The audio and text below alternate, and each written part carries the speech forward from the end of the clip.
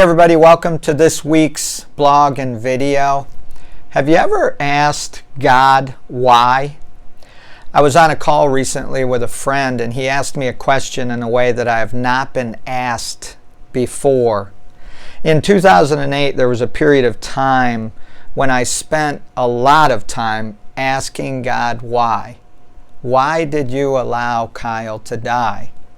And it wasn't why pounding my fist on the table, it was a conversation with God. And it went something like this: God, I believe that you are almighty and all-powerful. I believe that you could have made the tires of that car stick miraculously to the road, and you could have saved Kyle from dying. But you didn't. So God, I want to ask why. What do you want me to know? What do you want me to do? What do you want me to see? So Chris and I were watching America's Most Wanted, and there was a story about this young teenage girl, and she was attacked and brutally beaten. I mean, this man bashed her skull in with a rock and left her for dead. And miraculously, she lived. But after she got over the life-threatening issues with her physical body, then she had to deal with the brain trauma and the rehab. And I remember her mother moved all the way across the country to live next to, with her daughter, a special hospital that I guess specialized in this type of rehab. And over a period of 3 years, that mother watched her teenage daughter learn how to walk again, how to talk again, how to eat again, how to go to the bathroom again, and so much more. And I remember near the end of the show, they interviewed the mother and the girl that this had happened to, and all I can say is she would never be the same. The next day I was driving and I thought I could never do what that mother did.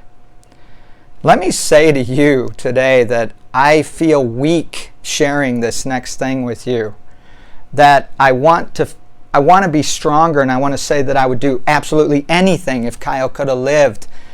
And I want to believe that with my mind today. But in this moment, I thought I could not do what that lady did. I could not go through the pain of seeing my once whole and healthy 17-year-old son, Kyle Jr., who was a firecracker and always on the go, riding his four-wheeler, dirt bikes, go-karts, and anything else he could do for an adrenaline rush. I could not watch him learn how to walk again, talk again, eat again, and go to the bathroom again. And then only to end up handicapped to never be the same.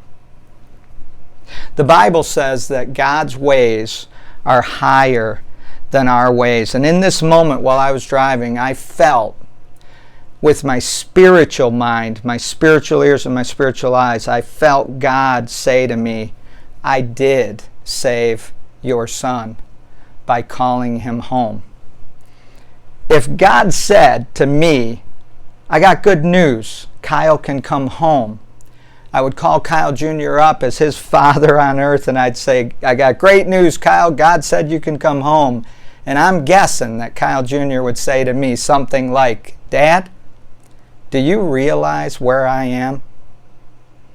Do you realize how beautiful it is here? I don't want to come back to that place. I mean, you were a good father, but I'm with God the Father. So, I don't know what you believe or what you think, but I believe that that was God answering part of my why question. What I know for certain is that by asking God the why question in the way that I asked him the why question, that I see things differently, I do things differently, I know things differently, even in the midst of trials and uncertainty.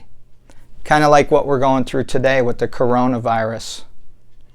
I want you to know, and my wife wants you to know, that we are praying for you. We are praying for our country, our world, our neighborhood, individuals. God knows each of our needs. He knows the number of hairs on our head, the Bible says.